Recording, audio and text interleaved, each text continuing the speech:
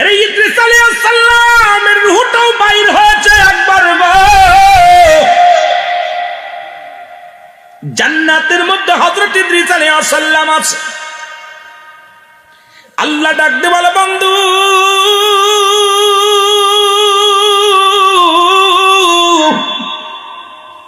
তোমার দিনকাল কেমন যায়? ইদ্রিস খুব ভালো। তবে আমার মাওলা গো, তোমার আজরাইল মনে হয় আমার সঙ্গে ভালো ব্যবহার করে নাই, সুব্যবহার করে নাই। আল্লাহ কয়, ইদ্রিসে কি বলতে চাও? বলে, আল্লাহ আমার রূহটা বাইর করেছে প্রচন্ড কষ্ট দিয়ে। আল্লাহ কয়, আজরাইল তাড়াতাড়ি যা, ইদ্রিসের কাছে যা। ইদ্রিস আলাইহিস সালামের কাছে চলে আসেন আজরাইল আলাইহিস সালাম। ইদ্রিস আলাইহিস সালাম বলে, আজরাইল আগে বলো আমার রূহটা তুমি কেমনে বাইর করেছিলা? আজরাইল বলে, হুজুর এই পৃথিবীর মধ্যে থাকে আমার পা মোবারক, মাথা থাকে আসমানে। পৃথিবীর সমস্ত পানি যদি আমার মাথায় ঢেলে দেয়া হয় রে, একটু পানি করে পড়বে না জমিনের মধ্যে রে। আল্লাহ, আমি আজরাইল সবার রূহটা বাইর করার জন্য জমিনের মধ্যে আসি না, একমাত্র মাহবুব বান্দাদের জন্য, ইমানদারদের জন্য, যারা জান্নাতি তাদের জন্য প্রস্তুতি করা আছে। আল্লাহ 8টা জান্নাত আমার আল্লাহ বলেন, দাতুলিল মুমিনিন, মুমিন বান্দাদের জন্য, মুত্তাকিনদের জন্য একটা নয়, দুটি নয়, 8টা জান্নাত প্রস্তুতি করে রাখছে। আল্লাহ জোরে বলেন মারহাবা। এটা জোরে বলা যাবে না? আল্লাহু আকবার। দেখেছিলাম এই বন্যার ভিতরে মানুষগুলো যারা মারা গেছে, 4টা লাশ দেখেছিলাম। তার ভিতরে একটা লাশের পাশে দেখেছিলাম কলার গাছে করে, ওই কলার গাছের 2টা কলা গাছ কেটে তার মধ্যে লাশটা শোয়ায় রাখছে। লেখা দিছে, আমার আব্বা জানের লাশ মুবারক, যদি কোন হৃদয়বান মানুষ পান একটু দাফন করবেন, একটু কাফন করবেন। ও মুসলমান, একটা শিশুর লাশ পেয়েছিলাম, একটা নারীর লাশ পেয়েছিলাম, 2টা শিশুর লাশ সেদিন পেয়েছিলাম, দেখেছিলাম। ওই কলা গাছের মধ্যে ভাসিয়ে দিছে, যদি কোন হৃদয়বান মানুষ পান। ইনি মুসলমান, আমাদের কবর দেওয়ার জায়গা নাই, মারা গেছে, বাবার লাশটা ভাসায় দিলাম। এ সিলেটের মানুষ, সুনামগঞ্জের মানুষ, আল্লাহ কিন্তু আপনাদের দেখাইছে একটা বিপদ, বড় বিপদ দেখায় দিছে। আমরা এসেছিলাম, এসে চোখের পানি ধরে রাখতে পারি না। কত টাকাওয়ালা বাড়িওয়ালা মানুষগুলো, ও মুসলমান, তাকায় ছিল মাওলার দিকে। আল্লাহ, ঘরে জায়গা নাই, ঘরে শোয়ার জায়গা নাই, পশু পাখিগুলো মারা গিয়েছিল। হে মুসলমান, শুনে নাও, জীবনে কে যে কোনদিন হাত পাতে নাই, সে অপেক্ষায় ছিল একটু ত্রাণের জন্য, শান্তির জন্য। হে মুসলমান, শুনে নাও, দেখেছি লাশের গায়ে লেখা রয়েছে, কাপনের কাপড় পরানো আছে, সাদা কাপড়ের মধ্যে মুড়ায়া আদরের ছেলে তাকে কাপন দিতে পারে নাই, দাপন দিতে পারে নাই। লিখে দিছে, যদি কোন হৃদয়বান মানুষ পান, আমার আব্বা জানের, আমার সন্তানটারে দাফন করার ব্যবস্থা করে দিবেন। আমার সন্তানের ঠিকানা, বাবার ঠিকানা, মায়ের ঠিকানা লিখে দিছে অমুক গ্রাম। আমার বাজানেরা, তাহলে এই হলো আমার আপনার জিন্দেগি। এখনই যদি মৃত্যুবরণ করেন, কেউ আপনারে রাখবে না, সবাই আপনার বিদায়ের জন্য ব্যস্ত হয়ে যাবে। আজ না হয় কাল আপনার বিদায় হতে হবে, পশু হতে হবে, নাই তসু হতে হবে, চলেই যেতে হবে, থাকা যাবে না এই দুনিয়ার মধ্যে। রে মুসলমান, এ মুসলমান, শুনে নাও গো,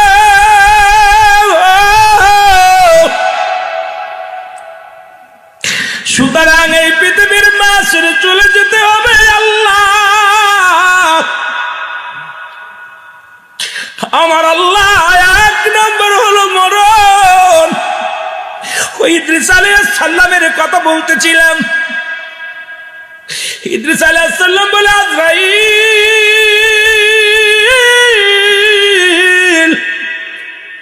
আমার রূহটা তুমি কেমনে বাইর করেছো বলো? বলো হুজুর, মায়ের বুকে দুধ খাইতে খাইতে সন্তান যেমনি ঘুমায়া যায়, মায়ের বুকে দুধ খাইতে খাইতে সন্তান যেমনি ঘুমায়া যায়, তেমনি আপনার রুহটা কবজ করা হয়েছে। আপনাকে কোনো কষ্ট দিই নাই, আপনাকে এত আসানে মৃত্যু দিয়েছি, এত আসানে অন্য মানুষ পাবে না। একমাত্র ইমানদারের রুহটা আমি আসানের সঙ্গে বাইর করি। আমার বাজানেরা শুনে নাও, ইদ্রিস আলাইহিস সালাম ডাকতে বলে, আজরাইল, এত সহজ মৃত্যু যদি এত কঠিন হয়, যারা মৃত্যুর সময় পায়খানা করে দেয়, যারা প্রস্রাব করে দেয়, মৃত্যুর সময় যারা এই দুনিয়ার মধ্যে জিহ্বা বাইর হয়ে যায়, যাদের এক টঙ্গ পড়ে যায়, কত মানুষের দেখেছি ঠ্যাংগুলো বেঁকা হয়ে গেছে, পা গুলো বেঁকা হয়ে গেছে, হাতগুলো বেঁকা হয়ে গেছে, সোজা করা যায় না, জিহ্বাটা বাইর হয়ে গেছে, ভিতরে ঢুকানো যায় না, চোখ দুটি বড় হয়ে গেছে, চোখ দুটি বন্ধ করা যায় না। ইমাম সাহেব হুজুর বারবার চেষ্টা করে চোখ দুটি বন্ধ করে দেওয়ার জন্য, কারণ ওই চোখ দুটি বন্ধ হয় নাই। আমার দাদু ভাইয়েরা, এই কঠিন মৃত্যুটা কত কঠিন হয় আমাদের একবার বেশি করে চিন্তা করার দরকার। একবার ঘুমের ঘরে চিন্তা করো, একবার এই দুনিয়ার জিন্দেগিতে বইয়া চিন্তা করো গো। এই দুনিয়ার মায়া ছেড়ে চলে যেতে হবে, থাকবা না, থাকা সম্ভব নয়। এক নম্বর মরণ, দুই নম্বর হলো কবর। ওই কবর বলতে বোঝায় আমরা বাড়ির আশেপাশে 3.5 হাত গর্ত করে যেখানে মানুষ দাফন করা হয়, এটাকে মনে করি মুসলমান কবর। কবর বলতে বোঝায় মানুষের মৃত্যুর পর থেকে শুরু করে কিয়ামত পর্যন্ত জগৎটাকে বলা হয় কবরের জগৎ। ও মুসলমান শুনে নাও, এই কবরটার হলো আরো কঠিন। ও বাজান, কবরটা হলো আর ভয়াবহ অবস্থা গো। এই দুনিয়ার মিশে দুনিয়ার মধ্যে কদিন থাকবেন, তারপরের বিপদ হলো বাজান হাসরের ময়দান, যেদিন সবকিছু বিদায় হয়ে যাবে, চূর্ণ বিচ্ছিন্ন হয়ে যাবে রে। আমার আল্লাহ ডাকতে বলবে, আজরাইল, এই জমিন আসমানের জমিনের মধ্যে যা কিছু ছিল সব তো তুমি চূর্ণ বিচ্ছিন্ন করে দিছো, এখন আর কি আছে বলো? আজরাইল বলবে, আমার মালিক গো, আমরা 4 জন জিন্দা। আমি আজরাইল আলাইহিস সালাম, ইসরাফিল আলাইহিস সালাম, মিকাইল আলাইহিস সালাম, জিবরাইল আলাইহিস সালাম, আপনি আছেন জিন্দা। মাবুদ গো, 5 জন আমরা জিন্দা। বাবারে, অনেক আলোচনা শেষ করতে হবে, এই জন্য লম্বা আলোচনা করা যাচ্ছে না রে বাবা। এবার আমার আল্লাহ ডাকতে বলবে, আজরাইল যাও যাও, জিবরাইলের রূহটা বাইর করে নিয়ে আসো। তার আর প্রয়োজন নাই। জিবরাইলের কাছে যে সালাম দিবে, আজরাইল আসসালামু আলাইকুম ভাই জিবরিল, আপনার জানটা নেওয়ার জন্য আমার আল্লাহ হুকুম দিছে। জিবরিল আমিন কয়, একটু সুযোগ দাও আল্লাহর সঙ্গে কথা বলার। আল্লাহর সঙ্গে কথা বলবে জিবরিল আমিন, ডাকতে বলবে, মালিক,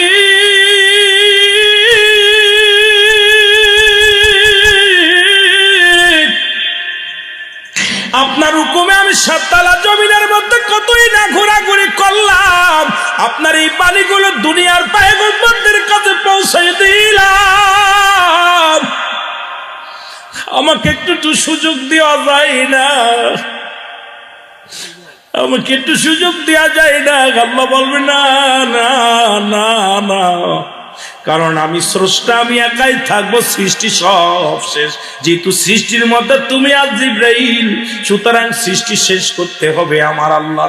আমি আল্লাহ, সৃষ্টি সব শেষ হয়ে যাবে। ও মুসলমান শুনে নাও, এই মুসলমান শুনে নাও, এর মুসলমান জিবরাইলের রূহটা বাইর হয়ে যাবে। আমার আল্লাহ বলবে, আজরাইল, আর কে আছে রে?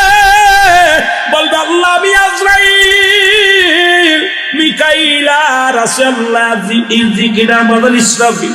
আমার আল্লাহ ডাকতে বলবে, যাও, আর দরকার নাই, মিকাইলের জানটা বাইর করে নিয়ে আসো। মিকাইলের আর প্রয়োজন নাই জমিনের মধ্যে, আর তার প্রয়োজন নাই আসমান জমিনের মধ্যে। মিকাইল একই দাবি করবে, আল্লাহ, তোমার হুকুমে সারা জীবন সারা জিন্দেগি কাটাইলাম, আমাকে একটু সুযোগ দেয়া যায় কিনা? আমার আল্লাহ বলবে, না, তুমি সৃষ্টি, আমি স্রষ্টা, সৃষ্টি সব শেষ হয়ে যাবে। আজরাইল আর কোনো আফিল চলবে না, নিয়ে আসো। চলে আসবে, থাকবে 2 জন। হযরত বাজান রে মুসলমান শুনে নাও, আজরাইল আর হলো বাজান রে মিকাইল, ইসরাফিল। আরে ইসরাফিল, আল্লাহ বলবে যাও আজরাইল ইসরাফিলের রূহটা বাইর করো, তবে যেন সিংহাতে না পড়ে গো।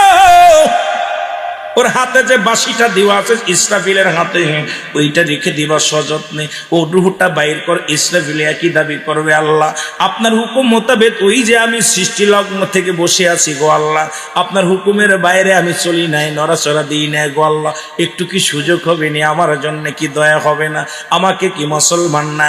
আল্লাহ কয় স্রষ্টার মৃত্যু নাই, সৃষ্টির মৃত্যু তোমাকেও মরতে হবে। মুসলমান আজরাইল নিয়ে চলে আসবে, থাকবে এখন আমার আল্লাহ আজরাইল। আল্লাহ বলবে আজরাইল আর কয়জন আছে? বলবে আমি আর আপনি। আল্লাহ বলবে আজরাইল আর দেরি করো না, তোমার রূহটাও দিয়ে দাও, আর দেরি নয়। এ মুসলমান গভীর মনোযোগ, আল্লাহ তাআলা দয়া করে মায়া করে রিয়াজুল জান্নাহ বেহেশতের বাগানে আপনাকে আমাকে আসার মতো বসার মতো সুযোগ দান করল। এ সময় কত মানুষ জেলখানায়, কত মানুষ হাসপাতালে, কত মানুষ মৃত্যু শয্যায় সজ্জিত। আমার আল্লাহ জেলখানায় নেন নাই, আমার আল্লাহ হাসপাতালে নেন নাই, আমার আল্লাহ বাজার ঘাটে নেন নাই, কোন শীতের মধ্যে কম্বলের মধ্যে ঢুকাই নাই, রিয়াজুল জান্নাহ বেহেশতের বাগানে আপনাকে আমাকে আসার মতো বসার মতো সুযোগ দান করল। সেই আল্লাহর দরবারে উচ্চ কণ্ঠে আওয়াজ দিয়ে একবার চিল্লায়া বলেন আলহামদুলিল্লাহ। বান্দা যখন রিয়াজুল জান্নাহ বেহেশতের বাগানের উদ্দেশ্যে নিয়ত করে যখন ঘর ছাড়লো, প্রতিটা কদমে কদমে আমার আল্লাহ সগীরা গুনাহগুলো মাফ করে দিছে। কি গুনাহ? যেটা বলেন কি গুনাহ? সগীরা গুনাহগুলো আল্লাহ মাফ করে দিছে। ও বান্দা, তুমি তো সগীরা গুনাহ করো নাই, পদে পদে করছো কবিরা গুনাহ, নামাজ ছেড়ে দেয়া কবিরা গুনাহ, মিথ্যা বলা কবিরা গুনাহ, বেগানা মহিলার সঙ্গে দেখা দিয়া কবিরা গুনাহ, বেগানা পুরুষের সঙ্গে দেখা দিয়া কবিরা গুনাহ। আজকে এখানে যারা বসেছি গুনাহ আর বোঝা শুধু মাথায় লয়েছি, এত পরিমাণ গুনাহ করেছি। যেখানে তাকাবেন বেগানা মহিলা, যেখানে তাকাবেন বেগানা পুরুষ, যেখানেই তাকাবেন সেখানেই শুধু মিথ্যাবাদী চগলখুরি, যেখানেই তাকাবেন সুদ আর ঘুষ, যেখানেই তাকাবেন শুধু অন্যায় আর অন্যায়। মুসলমান শুনে নাও, দিলের কান্ডা লাগা শোনো। এখন যদি বলি দাদু ভাই কয়জন নামাজ পড়েছেন, হাতে গুনাহ হয়তো শতকরা হয়তো উঠবে 20 জন বা 40 জন। এই তো হয় যদি অবস্থা, কেমনে আমরা নাজাত পাবো? আল্লাহর দরবারে সারা পাবো? আমার আল্লাহর আদালতে প্রত্যেকেরই ধরা পড়তে হবে। জোরে জোরে বলেন ঠিক কিনা? আল্লামা আকুদবি রাহমাতুল্লাহ বয়ান করে, দুনিয়ার মানুষ শোনো, যদি কোথাও জান্নাতের বাগানের সংবাদ শুনতে পাও, ওই বাগান ধরে যে ব্যক্তি কবরের ভয়ে, জাহান্নামের ভয়ে খাস তওবা করে আল্লাহ বলে ডাক দেয়, আল্লাহ আমি অপরাধী, আমি পাপী,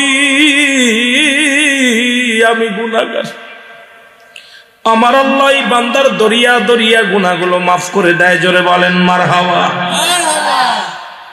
এ মুসলমান, তাহলে সুযোগ পাইলাম আজকে জান্নাতের বাগানের নিয়ত করে রওনা দেওয়ার কারণে সগীরা গুনাহ মাফ। জান্নাতের বাগানে বসে খাস তওবা করে আল্লাহর দরবারে দুটি হাত উঠায় কাঁদো, তোমার জীবনের কবিরা গুনাহগুলো মাফ। জান্নাতের বাগানে যত বসতে পারবো ততই লাভ, জান্নাতের বাগান ধরে যত কাঁদতে পারবো ততই লাভ। কারণ এই জীবন না, এমন একটা জীবন আসবে যে দেশে গেলে মানুষের বিচার হয়,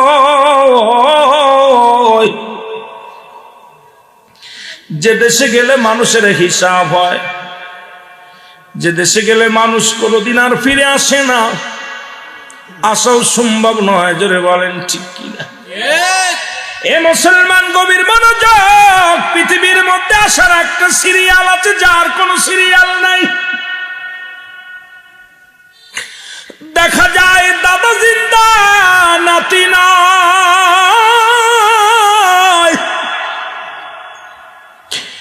বাবা জিন্দা, সন্তান নাই, সন্তান জিন্দা, বাবা নাই। এই পৃথিবীর মধ্যে বাবার লাশ বহনকারী ব্যক্তি জানে বাবার লাশটা কত ভারী,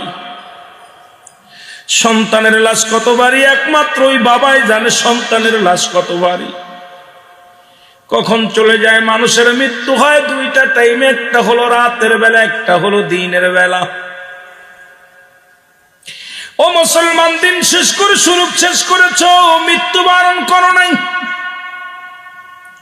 রাত শুরু করেছ, এখনো পর্যন্ত মৃত্যুবরণ করো না। ও মুসলমান, এক নম্বর বিপদ হলো মানুষের মরণ। এই মরণের পেয়ালা পান করতে হবে, এর মধ্যে কোনো সন্দেহ নাই। আর মৃত্যুর যন্ত্রণার কথা বলতে চাইয়া আল্লামা মুফতি আমজাদ আলী সাহেব একটা কিতাব লেখলেন, কিতাবের নাম্বার শরিয়াত। এই কিতাবের মধ্যে উনি লিখতে যেয়ে বললেন, দুনিয়ার মানুষ শোনো, যখন কোনো মানুষ সাধারণ মৃত্যুবরণ করে সবচেয়ে সহজ মৃত্যুটা হলো 70টা তাজা উটের গায়ের চামড়া জবাই না করিয়া উল্টো দিকে টান দিয়ে লবণ আর মরিচ লাগা দিলে যতটুক যন্ত্রণা হয় এর চাইতে 70 গুণ যন্ত্রণা হলো একটা সাধারণ মৃত্যু। এর চাইতে 70 গুণ বেশি হলো একটা সাধারণ মৃত্যু।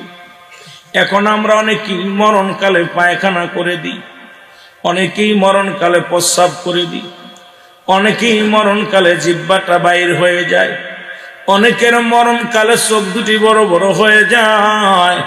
তাদের মৃত্যুটা কত কঠিন হয় গো আল্লাহ। পৃথিবীর মধ্যে যদি সহজ মৃত্যুটা এত কঠিন হয় রে,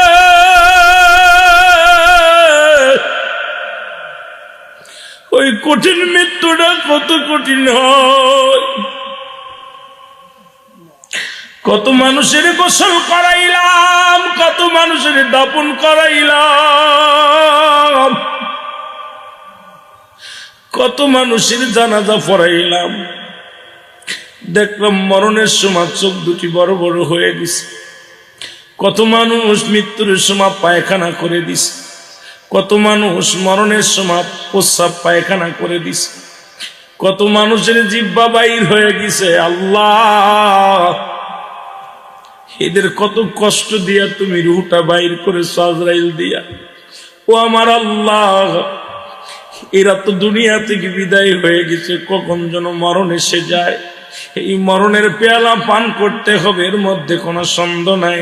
আল্লাহ, আজকের এই মাহফিলের খাতিরে আজকে যারা জান্নাতের বাগানে বসেছে প্রত্যেকের মরণটা তুমি সহজ করে দিও। জোরে জোরে চিল্লায় বলেন আল্লাহু আকবার। পৃথিবীর আপনার কোন ছেলে আপনার পাপের ভাগ নিবে না, বিবি আপনার পাপের ভাগ নিবে না। লন্ডন থাকেন, আমেরিকা থাকেন, অমুসলমান শুনে নাও, কত কষ্ট করে উপার্জন করো, দুনিয়ার সম্পদ উপার্জন করো, ছেলে মেয়ে আনন্দ ফুর্তি করে, বিবিরা ফুর্তি করে, তুমি অন্যায় পথে নামাজ না পড়লা, নামাজ পড়লা না, সঠিক পথ অবলম্বন করলা না, তুমি অন্যায় পথে পা বাড়াইয়া সম্পদের পাড় গড়লা। এই দুনিয়ার সম্পদ সবাই ঠিকই নিবে, কিন্তু পাপের ভাগটা নিবে না। একটা পাপ তোমার ছেলে নিবে না, একটা পাপ তোমার মেয়ে নিবে না, একটা পাপ তোমার বিবি নিবে না, একটা পাপ তোমার ভাই নিবে না। দুনিয়ার পাপের রাজ্যের খাতিরে তুমি পাপের বোঝা যখন মাথায় নিয়ে দুনিয়া থেকে চলে যাওয়া, আমার আল্লাহ কয় তোদের জন্য প্রস্তুতি বেঈমান মনোদি করে রাখা আছে। আমার আল্লাহ বলেন, ও দাতুলিল কাফিরিন, ওই কাফের বেঈমান মুনাফিকদের জন্য আমি আল্লাহ প্রস্তুতি করে রাখলাম 7টা জাহান্নাম। কয়টা কয়টা জোরে বলেন, কয়টা প্রস্তুতি করে রাখছে? কেটা কেটা যাবেন একটু হাত তোলেন। সিলেট ভাইয়েরা, সিলেটির ভাইয়েরা, কে কে যাবেন জাহান্নামে? যাবেন কে? বেঈমান, মুনাফিক, বেনামাজি, সগলখোরদের জন্য প্রস্তুতি করে রাখছে কয়টা জাহান্নাম? কথা বলেন না, কয়টা? আল্লাহ একটা জায়গা রাখছে, একটি জায়গা রাখছে। এ মুসলমান শুনে নাও, তুমি দুনিয়ার মধ্যে 50 বছরের জিন্দেগি পাইয়া, 80 বছরের জিন্দেগি পাইয়া, 100 বছরের জিন্দেগি পাইয়া তুমি অন্যায় পথে পা বাড়াইলা রে মুসলমান। তুমি কত অন্যায় পথে তুমি জীবন কাটাইলা, ফজর পড়লে না, আসর পড়লে না, মাগরিব পড়লে না, অথচ বললাম মুসলমান শুনে নাও, মানুষের মৃত্যু হয় 2টা টাইম, একটা হলো রাতের বেলা, একটা হলো দিনের বেলা।